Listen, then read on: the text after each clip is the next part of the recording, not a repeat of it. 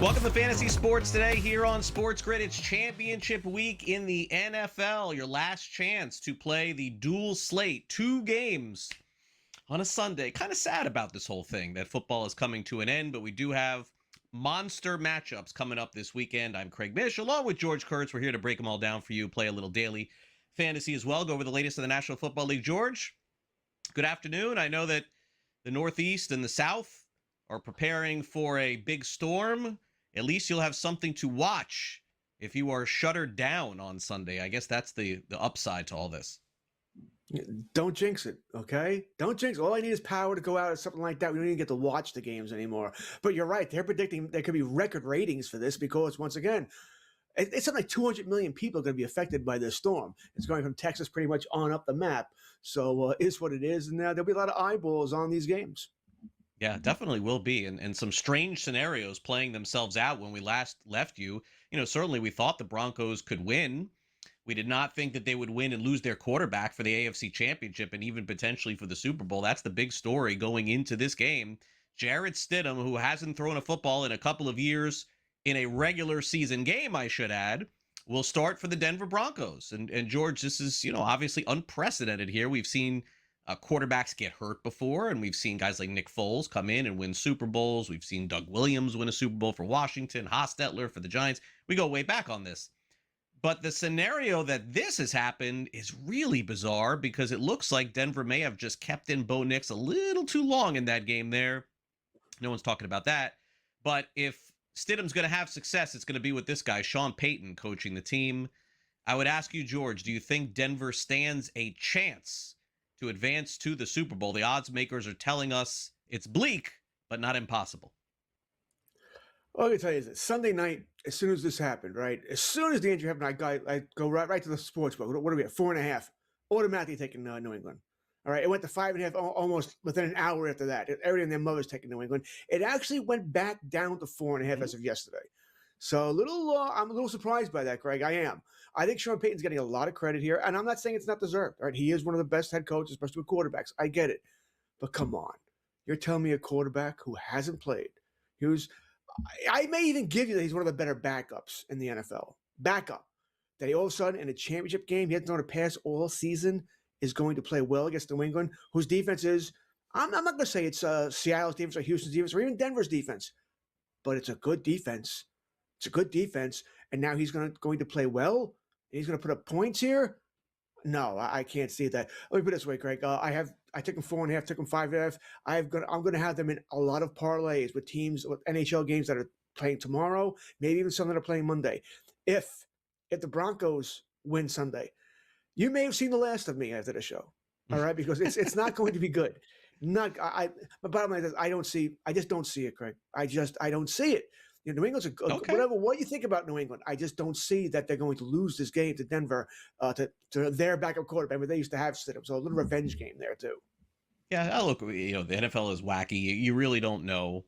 I tend to think Denver is going to play close in this game. I don't know if they're going to win or not, but that's my thoughts on that. Let's get to the coaching carousel here, and then we'll get back to some of the games in the NFL. Of course, we'll get to Seattle and LA. That's the second game on Sunday night.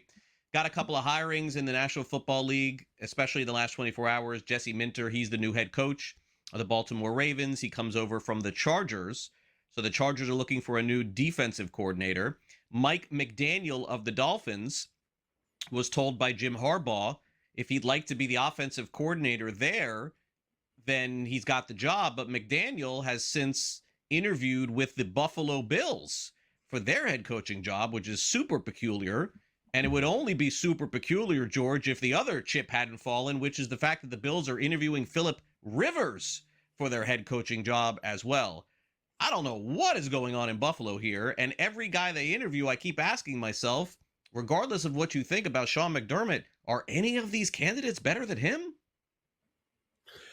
To bring this up, when they fired McDermott, Greg, sort of back to your point here, I thought, they have somebody in mind. they have somebody they want, because you don't fire him. No matter what you think of McDermott, all right? And listen, Gabe Morency, we know is of the network, is a big Buffalo fan. He wanted McDermott gone. And I understand why. I do. It seems like McDermott can only get you to a certain place. They couldn't get over the hump. Don't necessarily think it's his fault. Cooks catches the ball. We're not talking about this. All right. Several other plays there. And Allen didn't play all that well. He makes that pass to Knox. We're not talking about this. But I thought, okay, they have somebody in mind. There's somebody out there that they really want. Well, that's not true, right? That's not, because they keep interviewing people. McDaniel, really? You fire McDermott for McDaniel? Phillip Rivers? I like Phillip Rivers. All right, fine. But really? That's who you're firing McDermott for? So I find this all strange, Craig. I wonder this. I said once again, they have somebody in mind. I wonder if that's somebody playing this weekend. They have to wait. It must be. It must be. Because this is just, it is, because it is flat out bizarre. Let's just call it what it is. It feels like maybe due diligence here. I mean, if you want to take a look and see how many coaches the Dolphins interviewed, I think it's at least 10. So again, it's not out of the realm of what George is saying, which is that if you really are honed in on a guy and you're just simply going to wait, if you know you're going to hire that person, you got to do other interviews. You can't just interview one.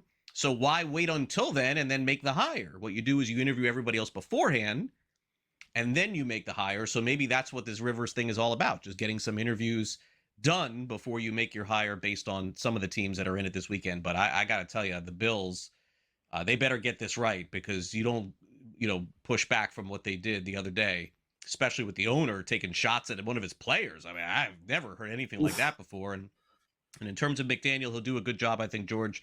With the offense, I'd be very surprised if the Bills took him as a head coach. But what you're saying does make sense. You do everything now, get the due diligence out of the way. Somebody pops in after Sunday, you make the hire. That's my guess. But then again, as you said, that interview was one of the most awkward we've ever seen.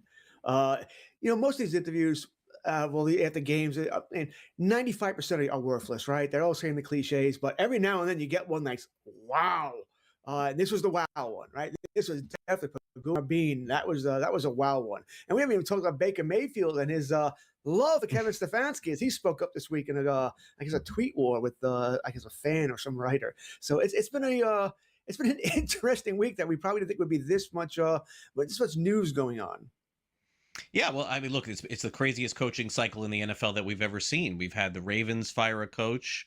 We've had, Buffalo fire their. I mean, who would have thought this would have happened at the beginning of the season? You never absolutely could have seen that happening.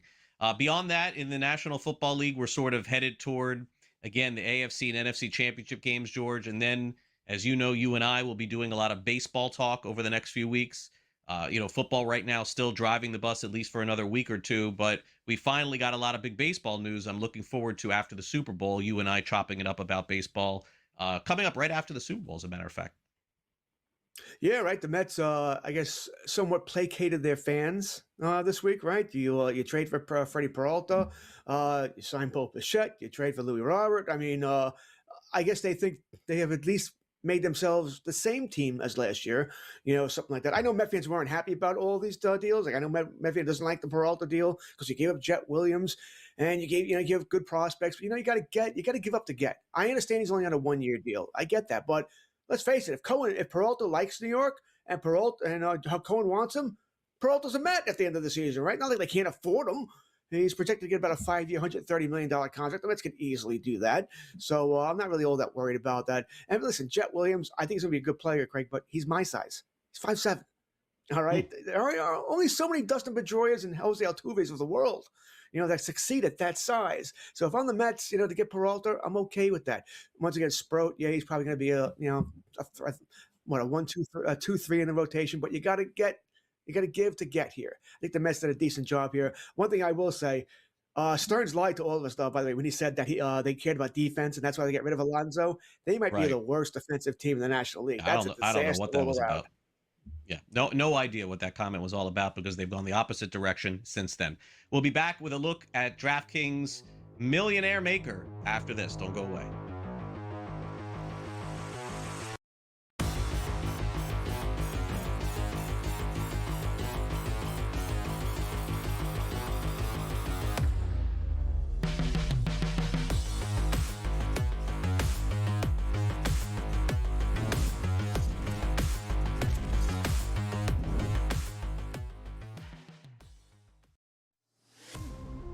What is going on with this John Morant saga?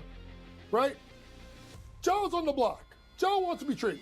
But now Joe comes back and he denies all trade targets, and John says he has no desire to play elsewhere.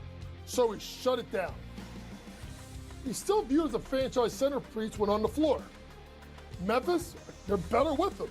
Pro Basketball Today, only on SportsGrid. The Buffalo Bills have to find a new head coach.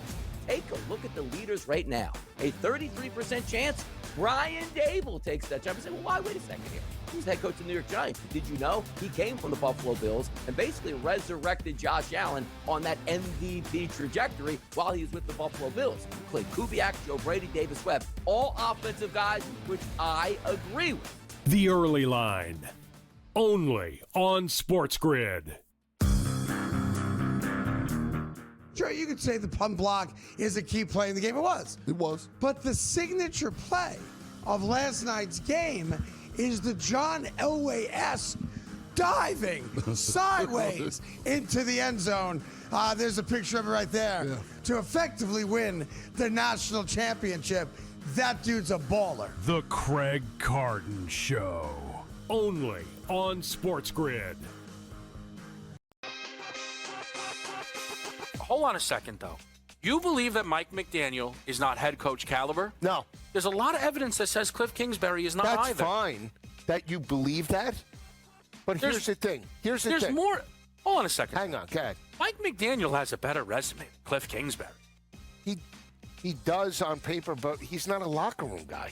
Well, is Cliff? Game time decisions, only on SportsGrid.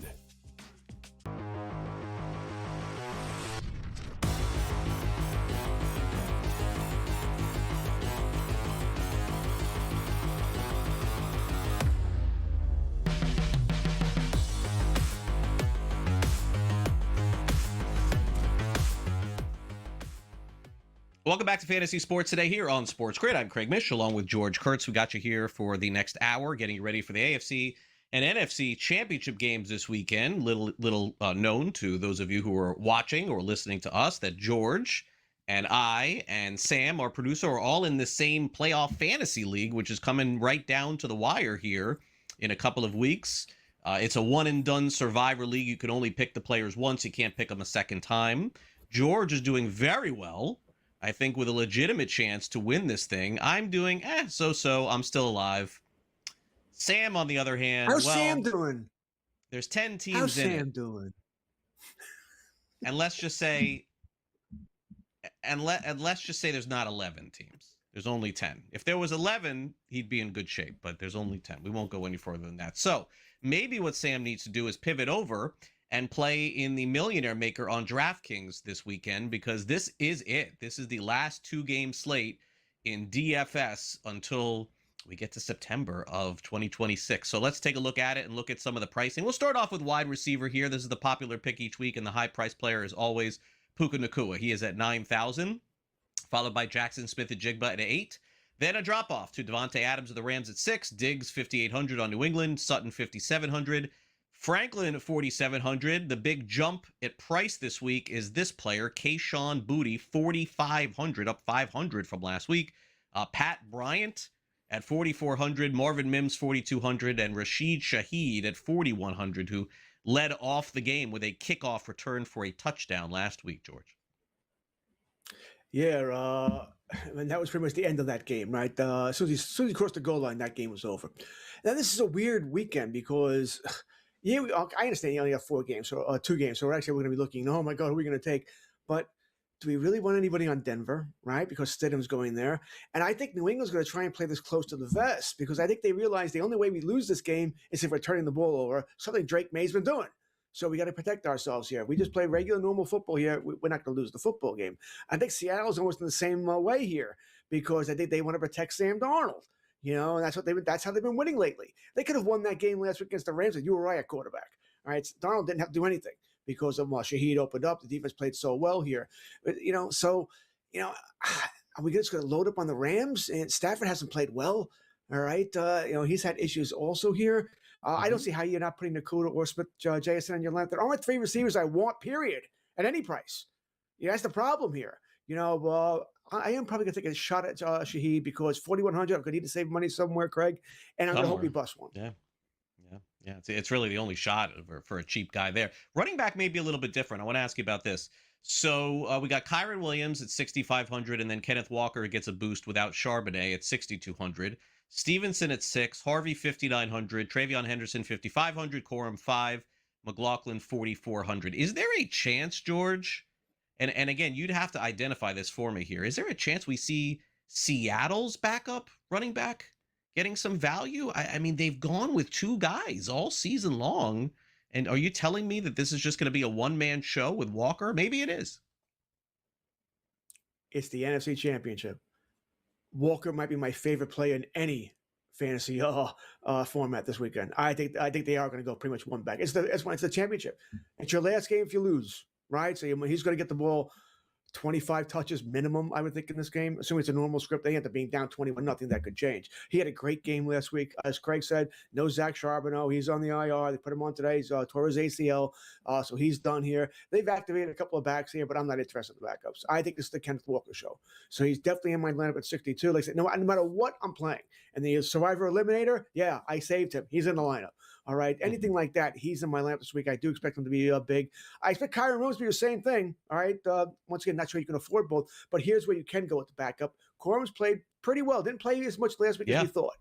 All right. They sort of saved him for later in the game, but not so much earlier in the game. So I think it's almost the same theory here. It's our last game. We're going with our best players. We're going down fighting. All right, we're not going to lose with our second best. This is not week 17. This is not week 14. This is the championship game. We're going with our best players here. So yeah, I feel much more excited about the running backs than I do about the wide receivers. Stevenson, by the way, Henderson's sort of an afterthought too. He's the guy also there for New England. Yeah, I don't mind him, but Denver can be very stout against the run. So tight end, we don't have any of the better tight ends in fantasy going this week. It's just the nature of the teams that are left. What else is there to say? All the top tight ends, including tight ends 1 through 12, not in this week's fantasy lineup because they're not on any of these teams. So Hunter Henry is the highest price at 4,800, followed by AJ Barner at 4, Parkinson at 3,500. Some people think Ingram maybe busts out this week at 3,300, Higbee at 3, Ferguson 2,700, Salbert at 2,500. Yikes! I mean Parkinson, I guess 3,500 here. I just literally could not spend for Hunter Henry here. There's no guarantee that guy goes off. Once again, there's another spot I'm going to say. Got to save money somewhere. All right. And you said Parkinson's probably the guy I'm looking at. If I need to save more than that, Higbee comes in next. But you're seeing the problem here. I like the LA tight ends, but there are 3 of them. All right. Even Ferguson showed up last week out of nowhere. So that was annoying if you had one of the other 2 guys. But Parkinson's the guy I'm probably going to go with in most leagues here because, once again, I need to save the cash. I do think LA's going to have to throw the football here. Ingram, by the way, we all have played no matter what fantasy, football, hockey, baseball, those players that you'll never draft again. And Ingram is that guy for me. I won't draft him ever in anything. This guy's killed me back-to-back years. With Jacksonville last year, had a bad year. I bought into Denver. Oh, Bo Nix, tight end first. Oh, it's going to work. I'll draft him. No, I will never draft Evan Ingram ever again. I had him too. I had him too in my season-long league and stopped playing him after like 5 weeks. All right, quarterbacks here. This is pretty easy. It's probably one of the first 2, Stafford or Drake May. You're taking a lot of risks starting Sam Darnold here because Darnold's best game is probably still going to have some picks in it. And then Jarrett Stidham, you got to have big, what's to play him. I don't know why Drew Lock's even showing on that board, but okay, fine. I guess if something crazy happens during the game, Darnold comes out. Stafford or May, right, George? You can't pick anybody else on this list. Yeah, no, I'm with you. And it's probably Stafford unless I need to save 300. Like, I don't want to take this guy out. No, okay, then I'll go Drake May here. It's going to be Stafford. I do think he's dealing with an injury that we don't know about. Really hasn't been the same players as that first Carolina game. For whatever it's worth, you look at the numbers there. But yeah, it's going to be Stafford for me. All right, let's take a quick timeout. Latest in baseball's hot stove, and then we'll get back to some football. You're watching Fantasy Sports Today here on SportsGrid, and we'll be right back. Don't go away.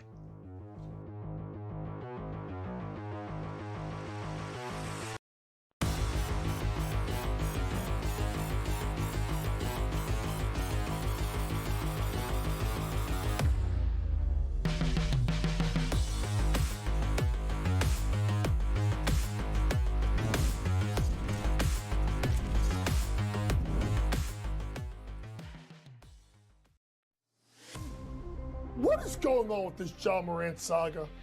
Right? Joe's on the block. Joe wants to be traded. But now Joe comes back and he denies all trade targets, and John says he has no desire to play elsewhere. So he shut it down. He's still viewed as a franchise centerpiece when on the floor. Memphis, they're better with him. Pro Basketball Today, only on SportsGrid. The Buffalo Bills have to find a new head coach.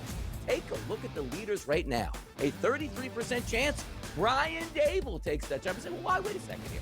He's the head coach of the New York Giants. Did you know he came from the Buffalo Bills and basically resurrected Josh Allen on that MVP trajectory while he was with the Buffalo Bills? Clay Kubiak, Joe Brady, Davis Webb, all offensive guys, which I agree with. The Early Line, only on SportsGrid. Sure, you could say the punt block is a key play in the game. It was. It was. But the signature play of last night's game is the John Elway-esque diving sideways into the end zone. There's a picture of it right there. To effectively win the national championship. That dude's a baller. The Craig Carton Show, only on SportsGrid. Hold on a second, though. You believe that Mike McDaniel is not head coach caliber? No. There's a lot of evidence that says Cliff Kingsbury is not That's either. fine that you believe that. But here's the thing. Here's the There's thing. more. Hold on a second. Hang on, go ahead. Mike McDaniel has a better resume than Cliff Kingsbury. He does on paper, but he's not a locker room guy. Well, is Cliff? Game time decisions, only on SportsGrid.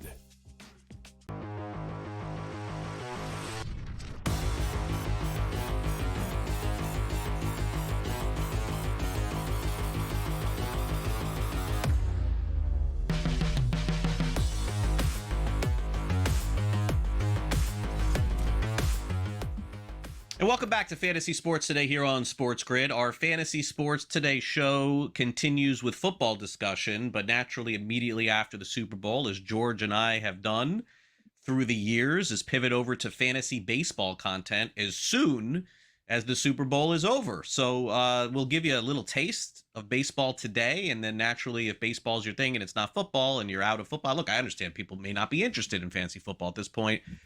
Come back in 2 weeks and we'll be all ready for you with some fantasy baseball content. But George, why not discuss at least the hottest week in the hot stove over the last 10 days or so? Finally, everybody signed. Kyle Tucker signed. Bo Bichette signed. Like, we got some trades. We got some stuff here going into February. Sort of weird that it took this long, but here we are. Let's go over the latest here. We had a trade, and then we'll go over a couple signings here.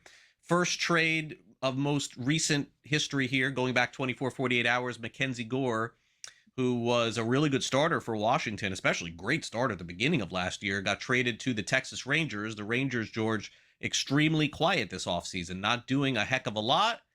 They did hire a new manager in Skip Schumacher, but beyond that, I don't know. You tell me. Brandon Nimmo, is there anything else significant they did? I don't know. So now Gore becomes Texas's third starter, or maybe their second starter. And certainly Washington, unfortunately, sad to say, after going through 2-3 years of rebuild, George, it feels like they're pushing a little bit further down the rebuild tunnel here. I don't think we're going to see them good in a while. It's a little disappointing, when teams like Washington trade top players, Milwaukee, because they don't want to pay the guy, right? And I understand this is more a Milwaukee thing because Peralta, is a free agent at the end of the year. Gore still has a couple of years control of, but it's a little disappointing. All right, so listen, we look at it from Texas' side. No, you're right. They really hadn't done anything other than Nemo trade. They're one of those teams that was stuck, I think, in the TV hell with the whatever's going to go on with those networks. So they have some issues there. But they're you want to talk about that? No, I do not. I mean, probably not the story for me to talk about. Having been involved, I'm right in the middle of all this stuff. Hopefully, in a week or two, I'll have good news for all of you. But for right now, I get it, George. By the way, let me be clear on that, just so we understand here. The Nationals, as you said, yes, in the TV stuff, yes, they're one of those teams that left Masson and they're going over to MLB Productions. The Texas Rangers have their own broadcast network. They decided not to go to the MLB Productions, and they're doing their own thing. They're still broadcasting. So didn't mean to cut you off there, but certainly understand exactly what some of these teams are going through. And may I add, for some of these teams, like Washington and some of the others, and we don't know what's going to happen yet with this, has to be considered a factor for how these teams operate. This is too much money, George, to lose and not expect there to be some sort of financial ramifications from it. My opinion only. Oh, I agree. Absolutely agree with you. But on the field, DeGrom, Eovaldi, Gore. I mean, your 4 starters lighter than remember Jacob Latz. All right, he was good at the end of last year for them. So we'll see how that works out for them. This could be an interesting team in the American League West, by the way. Listen, can these guys stay healthy? I don't know. DeGrom, I don't see it happening again, Craig. I don't. Same things with the Eovaldi here. But I like what they've done here for Washington. You said it. It's a rebuild. The trade, you better hope that Fine guy, that's his name, right? Fane. Yeah. He better be good, because if he's not, they're going to get crushed in this deal. But he has to be that guy for Washington to win this deal. We'll find out in a couple of years. I mean, the Soto deal was incredible. Just Washington didn't get anything else since then. And even as of now, that's just all they have are those players. I would be very curious your thoughts here on this Cody Bellinger situation here, George. He goes back to the Yankees. I mean, he's getting opt-outs. I don't think he's going to opt out. I don't know what Bellinger's numbers are going to be in 2 years, quite frankly. I would have loved to know who else was really going to spend this much on Bellinger. It was a natural fit for him to go back to New York. But I got to tell you, George, I like the deal for this year and next. I don't love the overall deal with this one. I think it's one of those that the Yankees are going to look back 3 or 4 years and go, my gosh, we're stuck with this. No, that's the way every deal is. I agree with you. It's just the way every deal is, right? You're going to hate the end of it. But the Yankees had to get him. They really didn't have a choice here. You pretty much knew the Yankees were going to get him as soon as the Mets traded for Robert, because that man, there was no one else. I don't think Toronto was ever a serious suitor for him. He certainly wasn't going back to the Dodgers, although that wouldn't have shocked anybody. I guess Boston could have been a play, but even that would have seemed unlikely. So the Yankees are running it back with the same exact team as last year. That's what it comes down to. Same exact team. So we'll see how that works. Other than the bullpen not being anywhere near as good. So we'll see how that works out for the Yankees there. Listen, for this year, it's a good fit. He can play center. He can play first. He can play left. You need a guy to protect Judge in the lineup there. So it works out for the Yankees. I like it for this year. Probably like it for next year. After that, as you're insinuating, they're probably not going to be all that happy about it. Framber Valdez, Eugenio Suarez, Zach Gallen, top 3 free agents still remaining. If they sign anywhere this week, we will update you on that on next week's edition of Fantasy Sports Today. And we'll be right back. Don't go away.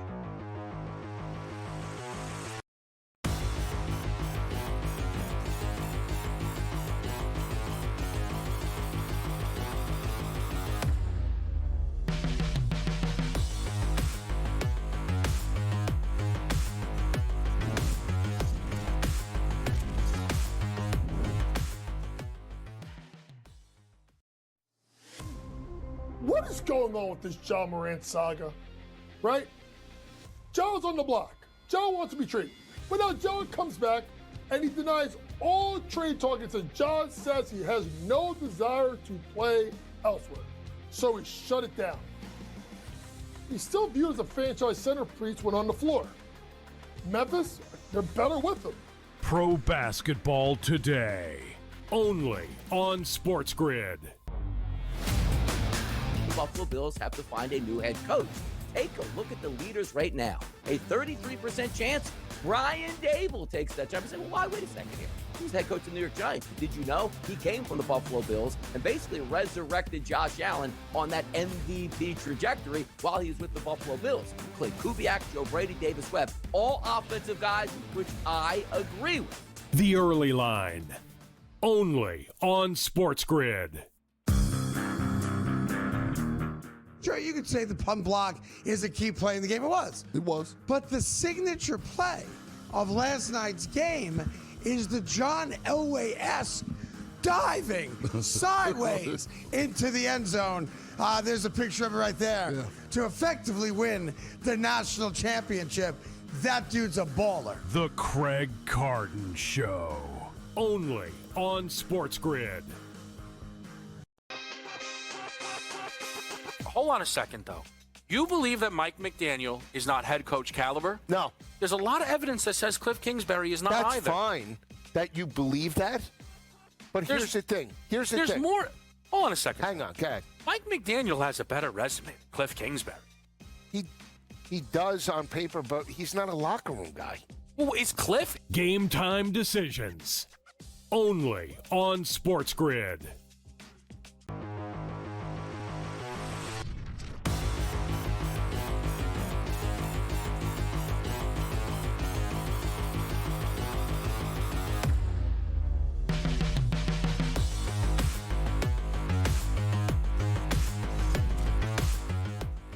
All right, welcome back to Fantasy Sports Today here on Sports Grid. Time to get into a little yes or no and some trivia, so to speak, as we kind of go through some different questions that you could be asking yourself about fantasy football and even fantasy baseball going into 2026. Let's get to it. Time to play our game at the end of every show, buy or sell.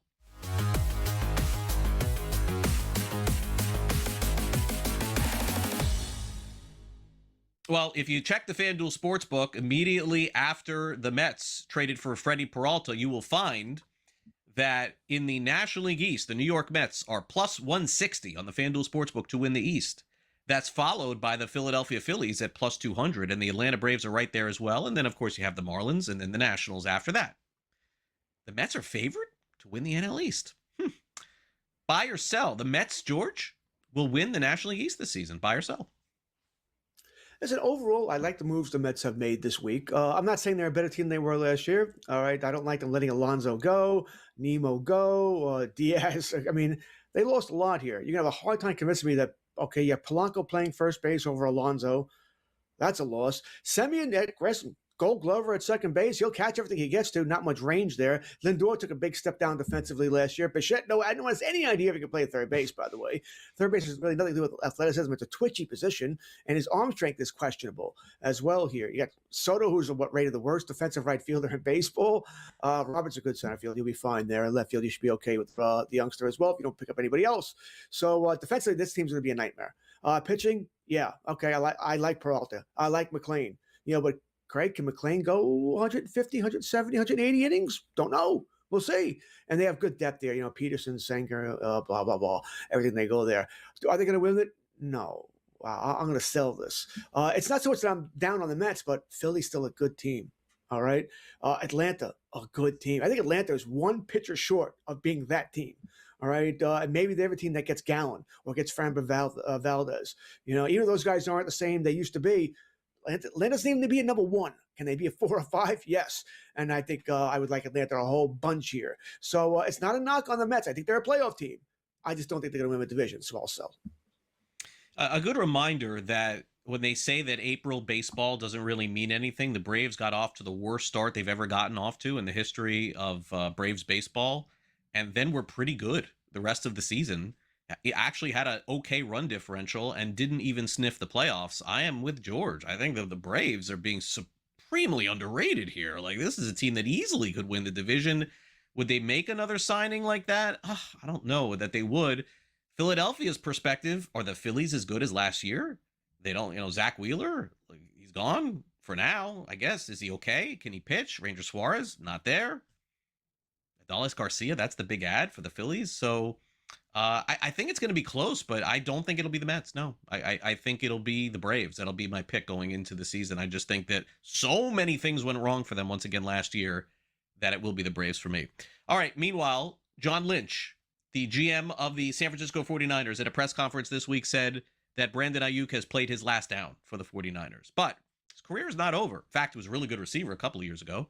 George, buy or sell? Brandon Ayuk will be a top 30 fantasy wide receiver next season. So naturally, if you dive into this top 30, what it means here, not the first round, not the second round, not the third round, probably not the fourth round, top 5, 5-round draft in fantasy this year. What do you think? Top 30, he'd be top 8, top 9. That's what if you go at the end of 30, that's a wide receiver 3. That's what it would come down to in a 12-team league. This is a little unfair because we don't know where he's going to end up. That's why we're asking the question, right? Does he go to Pittsburgh? They were close to getting him. Remember, they were offered a second-round pick for him, I believe. Buffalo, they need a wide receiver, right? I can see him end up there. Washington seems to like all the ex-49ers, so maybe they go for him here. So we don't know where he'll end up. He is a good receiver, but Craig, this hasn't been talked enough this season. What the hell happened between Ayuk and San Fran? He he pretty much forfeited $25 million, right, and all those bonuses, and he didn't even fight it when San Fran eliminated him. He didn't fight it. Didn't go to arbitration, which is what players always do, but he didn't. What the hell was going on there? I think they will release him. I don't think they'll be able to trade him. They'll have to release him here. Top 30, I wouldn't bank on this. Right now, I'd say no. He's taking a full year off. He's coming back off injury. I have no idea where he's going to end up. For all I know, he's going to end up with the Raiders, and who knows what that'll be like there. We just don't know where he's going to go. So I would bank. I'll sell this. I think it's a fair question because it's top 30. If it would have been top 20, this would be an easy sell. Top 30, you're not asking for much. It's a wide receiver 3, but I'm still selling it. Right. So it's like, I'll do some math here. So he's not going to be back with the 49ers. So we know that. There is a chance he could go to the Bills, and there's a chance he could go to Kansas City. And if either of those two spots he lands, he immediately becomes a top 30 fantasy wide receiver. Now, George could play the other side. If he goes to the Raiders or somewhere else, I get that. But given that 10% chance or 15% chance that he goes to one of those two teams, and not San Francisco, by the way, because eliminate them, I'm willing to do this. I'm willing to buy this. Now, I don't love the player, but I do think if he ends up in a good spot, that he easily will eclipse top 30 in fantasy next season. So I'll take my shot there too. And, George is right. Pittsburgh. Okay, well, now, obviously, not going to be top 30. We can find spots. The Raiders, probably not going to be top 30 as well. All right, let's go to the NFC Championship on Sunday. Something that I'm going to predict in 2 weeks, George, by the way, is I am going to predict that there will be a defensive touchdown in the Super Bowl. I've seen way too many of them happening in the last 2 months to believe that it won't. It seems like every game there's an interception for a touchdown, or fumble recovery for a touchdown, a punt return, something for a touchdown. How about this one, though? Let's play this week. The Rams will turn the ball over more than the Seahawks on Sunday. More turnovers for the Rams than the Seahawks. Buy or sell? I mean, this is an interesting question. There's really no way of breaking down this. I think Seattle will protect Sam Darnold. They don't want him to throw the ball a ton because he does turn the ball over, right? And he does, big game performances can sometimes be iffy here. So I think they're going to protect him with a lot of runs from Kenneth Walker. That's why I'm big on Walker. I mentioned that earlier in the show here. Big on Walker this week here. So I think that'll, stop some of the turnovers here. I can see the Rams, hey, Stafford's going to drop, probably throw back the throw more than Donald. He could turn the ball over. He hasn't been the same quarterback. He could make mistakes here. I'm going to do a little math too. There's 2 out of 3 chances that I could win this if I say sell. It could be a tie, or Seattle could turn the ball over more. Right. All right. So I'm going to sell this for those reasons, right? 2 out of 3 go my direction here. But I understand the question because I think there'll be more opportunities for Seattle to get turnovers than there will be for the Rams. I am pulling the string on the 12th man. I know it's Cam Chancellor doing it this week at Lumen Field. I think Seattle is going to win. I am not impressed with the Rams. And I would tell you this, George. Look, they may win, and I could be wrong. But I think the Rams will turn it over more. I watched that game against Atlanta where they looked awful against the Falcons. And the response to that was a strange Sean McVay, we're going to play everyone again in the next week, which he never does. And the only reason he could have been thinking that is because they weren't playing well. And he did, and they won. It wasn't a good game. They really haven't put together their best football. I think they're fading. I'm taking Seattle. I think they do turn the ball over more than them. Finally, let's get to the Renaissance man. Jarrett Stidham is back playing NFL football again. He's going to start this week for the Broncos. Buy or sell, he'll have a better game than Drake May on Sunday in Denver. Buy or sell. We know which way George is going here. Easy one. Yeah, I understand. Once again, I understand the question. All right. And listen, Matt Perot, who I'll be on with later, big New England fan. Adam Kaufman, big New England fan, right? Guys, Drake May's been awful this playoffs. Okay. He's been bad. The only reason we're not on him is because they won the games. All right. CJ Stroud was worse. All right. That's really why here. So I get the question here. I think May, though, once again, they're going to protect him. The only reason they think they can lose the game is if May does keep turning the ball over here. So, no, he's not going to have – Stidham's not going to have a better game than May. I'm not saying May's going to be great, but I don't think he's going to have – I don't think Stidham's going to outplay him. I just can't see that. I just can't. Rushing touchdown for Jarrett Stidham outplays Drake May on Sunday. I don't know who wins the game, but I got a rushing touchdown coming from Stidham. We'll be back to wrap it up next.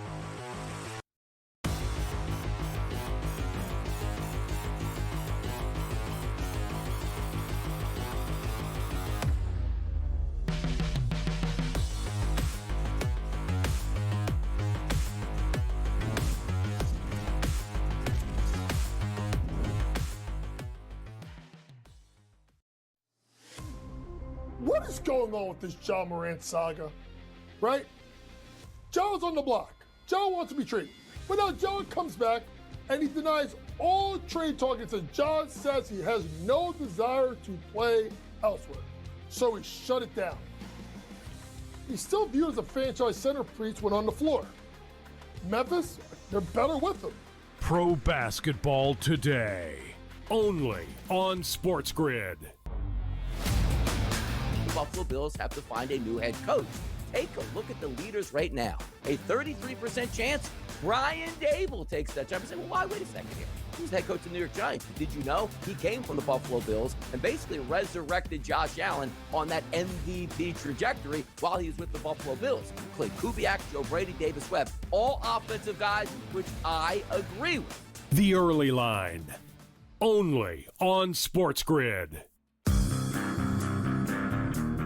Sure, you could say the punt block is a key play in the game. It was. It was. But the signature play of last night's game is the John Elway-esque diving sideways into the end zone. There's a picture of it right there. To effectively win the national championship. That dude's a baller. The Craig Carden Show, only on SportsGrid. Hold on a second, though.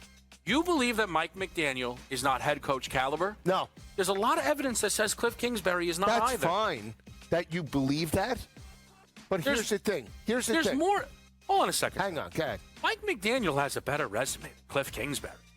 He does on paper, but he's not a locker room guy. Well, is Cliff? Game time decisions, only on SportsGrid.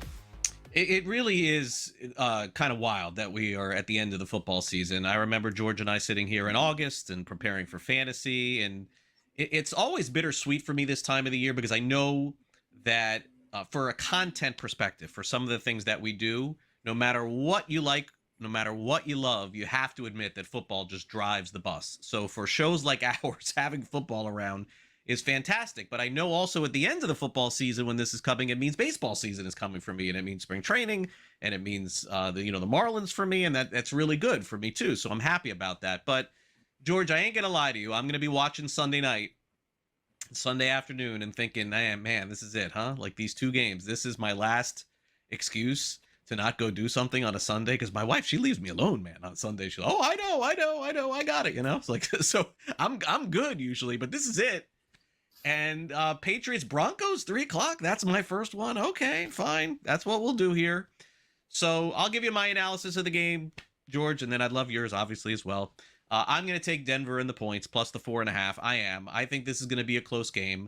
I do think both coaches are very good. I got to give Sean Payton in particular a lot of credit. Denver has been an absolute disaster for several years. Remember, they had Hackett as the head coach at one point. Fangio was this is just going through all of these coaches, and Russell Wilson, and even beyond that. I think that Peyton is going to game plan this in a way that keeps the game close. I don't know. Maybe New England wins. Maybe they do. But I can't do it. I can't get there and thinking that the Patriots blow out the Broncos on the road. I am not there. So I'm going to take Denver.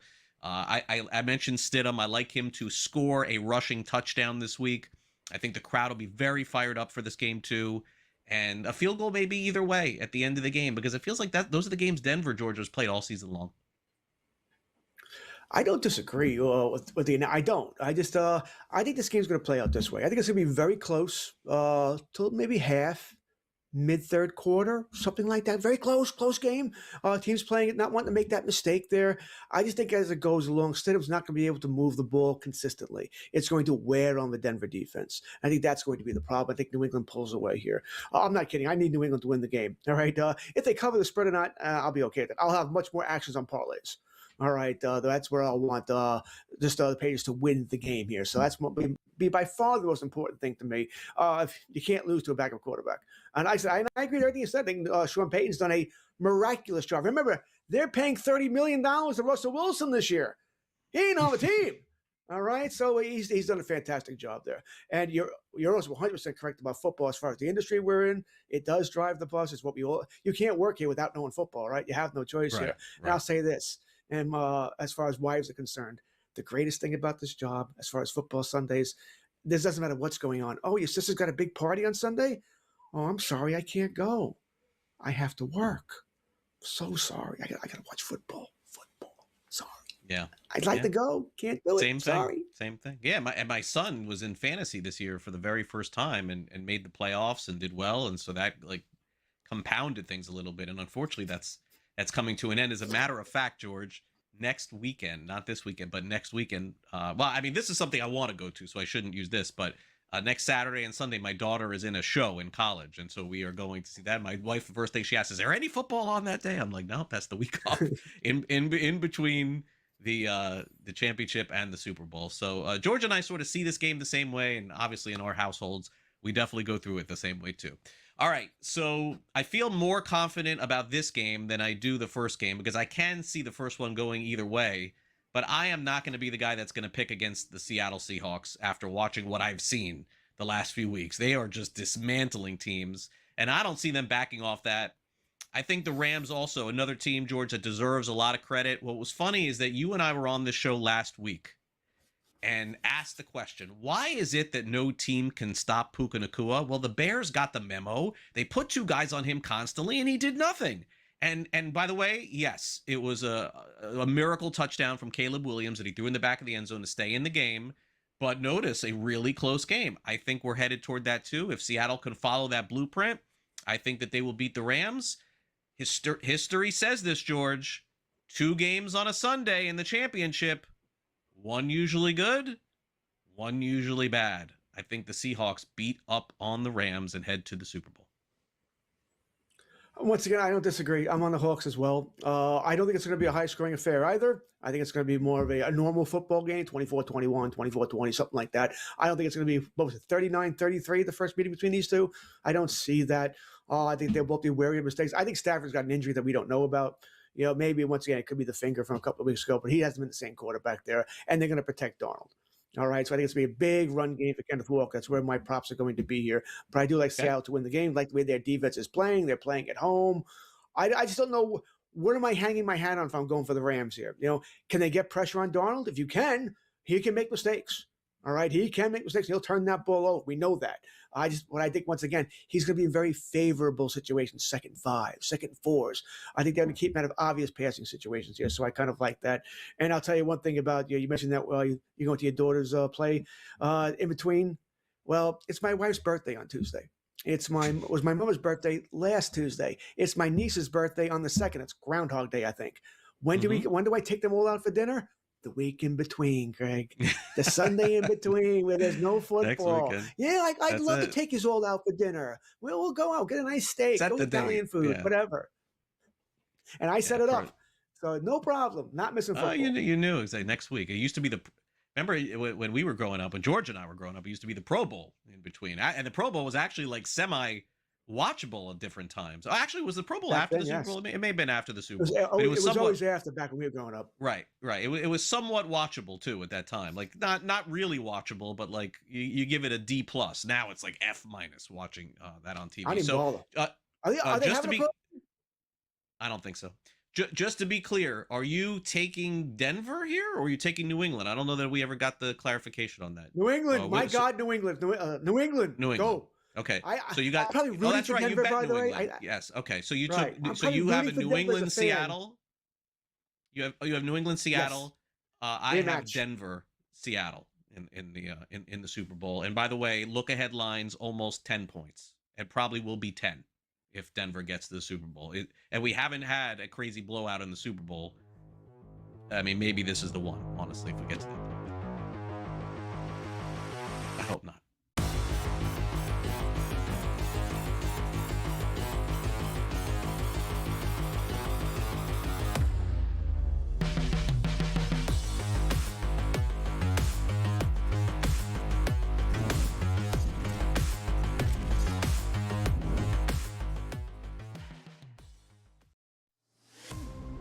What is going on with this John Morant saga? Right? Joe's on the block. Joe wants to be traded.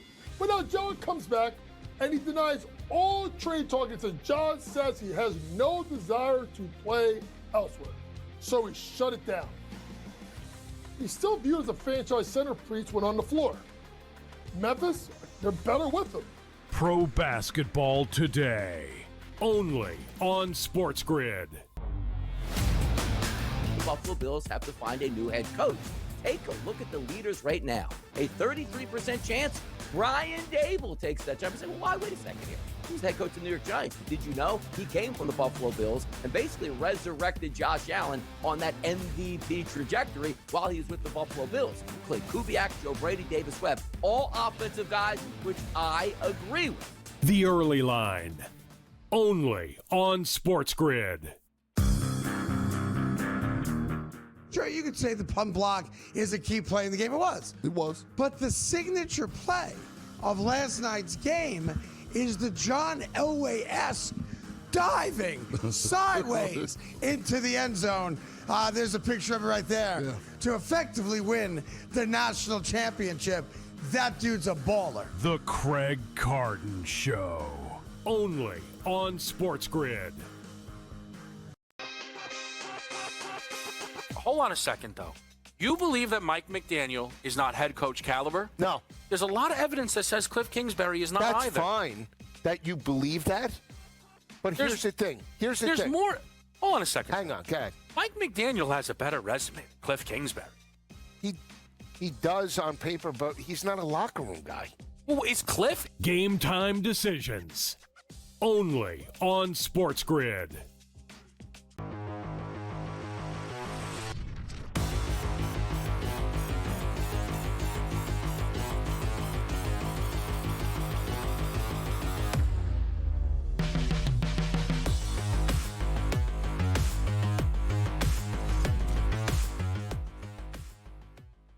As we mentioned, lots of baseball talk coming, including next week when there is no football whatsoever, because next week's the in-between week of the AFC and NFC Championship and the Super Bowl.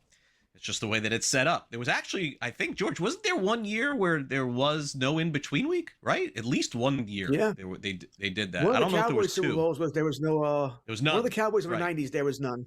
Right. There was Remember none. that? Yeah, that's a bad idea. Bad idea. Do you like need- the extra week? Yes. I've been to these radio rows for years and years, and I do like the build up for it. I do. Yeah, I don't mind it. But anyway, we could do this next week on the show. Let's get to this. Rangers make a trade. They get Mackenzie Gore. And so Sam is illustrating, our producer, for us what this rotation would look like. DeGrom, Gore, Uvalde, Leiter, Rocker. I think it's probably top 5 for me in baseball if all works out. Now, again, DeGrom's got to be healthy. Uvalde's got to be healthy. This guy also is another one that's not healthy. And then Leiter and Rocker have to really take a stronger jump into it. I think it has the potential to be a top 5 rotation, but I guess Sam is asking, is this the best rotation in baseball? I'm going to say no. Oh, it's an easy no, right? I think the Dodgers are still playing. All right, so they certainly, I would take their rotation over the Rangers. Top 5 is fair, and I'm looking through it right now. Like I said, I'll give the Dodgers. I think the Boston give them a run for their money, but I would probably take Texas over Boston. The Yankees, when healthy, maybe, but they're not healthy, so it's no. You mentioned Philadelphia earlier. They lost too many guys here, and we don't know about Zach Wheeler, so it's no. Seattle. Maybe Seattle. I mean, I'm probably going with Seattle here. I mean, that's Gilbert, Castillo, Kirby, Wu, and Mill. Yeah, I'm going Seattle there. So I might give them better than top 5, maybe top 3. Maybe. know. So, but the answer, once again, as long as the Dodgers are playing, I'm still giving them probably number 1. Seattle actually might be number 1. So they're not number 1, no. No, but they're really good. And again, if DeGrom throws 150 innings and Gore throws 150 and Uvalde throws 150, then that's going to tell the story, just like it does for every team in Major League Baseball. It's all about health with the starting pitching. All right, before we wrap it up, let's give you some commentary before we go here on this edition of Fantasy Sports Today. It's time now for the SportsGrid 60.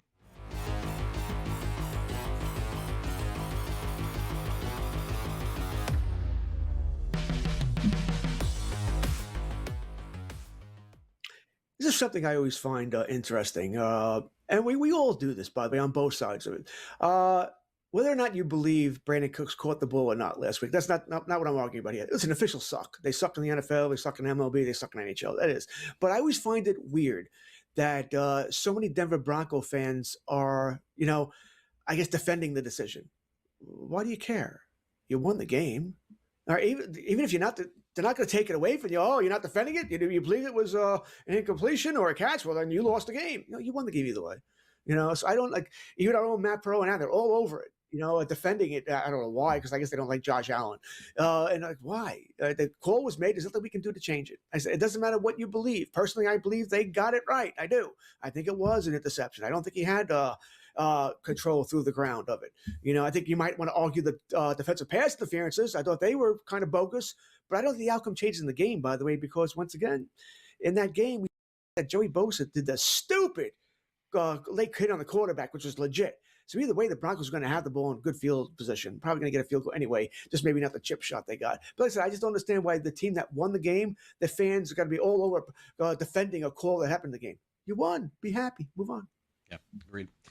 Going through something that I've never gone through before as a parent, which is for the first time ever, my son participated in a fantasy football league this year. They had the draft. I've Zelled the money over, and my son was very into it all season long. He ended up finishing third. He won the consolation for the third place game. He did not finish first or second. He finished third. So naturally, the season ends a month ago. I don't think anything of it. Not a lot of money, by the way. I want to add this, but time goes by. A couple weeks ago, I said, hey, did you get paid for this? No, I didn't get paid yet. I'm like, all right, well, that's fine. Last week, I said, hey, did you get paid for this? No, he says he's going to pay next week. I'm like, next week? What are you talking? The season has been over for a month. You need to get your money from this kid. I don't care how much it is. Finally, yesterday, I said, if you don't get your money today for this fantasy league, I'm calling the dad. And here we are. Parents, if you let your kids play fantasy football, you got to make sure that your kids pay out at the end of the season. I don't know what is going on here. Again, it ain't a lot of money. I don't really care about the money. It is the principle in this. There's principalities involved in this conversation. Pay out. Make sure your kids get paid. I know some people. Hey, watch it.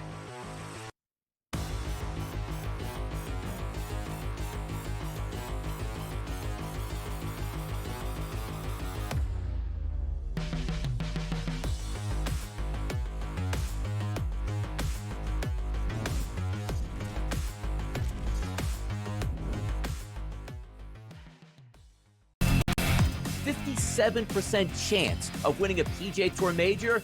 Would I be wrong by saying I want to invest in the no on Scotty Scheffler? And that $100 investment would pay back $213 here. Everybody thinks Scotty's going to win. It's like 100 golfers in those fields each and every week in the majors, the best golfers in the world. I'm going against the grain, Joe. Give me the no on Scotty Scheffler. Prediction Markets Edge. Only on SportsGrid. I'll tell you what, guys. The insider scam is like the best insider scam in the business of, like, in the history of television. They don't know anything until their phone gets the text message in which the deal is done, right? We saw this with Quinn Hughes. We were told, he wants to play with his brothers. Now they're saying that he wanted to be traded to Detroit. In other words, just say you don't know. In-game live, only on SportsGrid. Memphis is shopping John Morant. Yeah, no kidding. They should have shopped him 2 years ago and got rid of him. The problem is, where does he go? Like, what team is going to sit there and deal with a dude who, A, has not been healthy or reliable both on the court or off the court? Like, who's trading for John Morant here, Coach? The Early Line. Only on SportsGrid. Buy or sell. Tua has made his last start for the Dolphins. Feels like Sam went easy on this one. If I could be that crazy guy, was it Jim Cramer? Buy. Yeah, there's no way he's playing for the Dolphins again. After he said that statement, there was no way in hell anyway. But once again, new coach, new GM. I don't know how they're going to do the cap hit. It's massive. Fantasy Sports Today. Only on SportsGrid.